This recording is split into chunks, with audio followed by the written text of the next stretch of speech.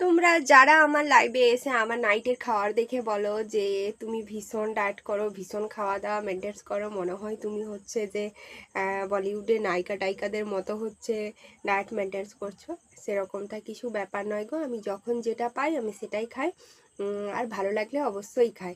এবার একদিন রাতে হচ্ছে যে শশা খেতে ইচ্ছে করছিল, কারণ কি বিকেলে অনেক কিছু খেয়েছিলাম, বললাম একটু হালকা ডিনারে কিছু খেয়ে ঘুমিয়ে পড়ি।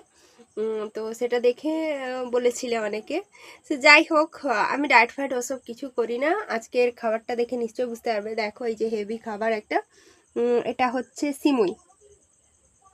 তো দুধ আর এক গাদা বাতাসা চিনি, মানে যতটা মিষ্টির প্রয়োজন সেটা দিয়ে, আর কাজু দিয়ে কিশমিশ দিয়ে এটা দিয়ে হচ্ছে বানিয়েছি।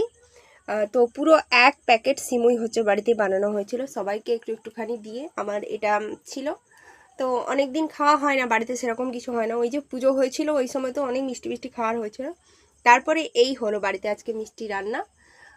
তো এটাই এখন খাবো। তো তোমাদের কার কার পছন্দের এই সিমুই একটু কমেন্ট করে জানাবে, আর কারা কারা খেতে চাও অবশ্যই চলে এসো বাড়িতে।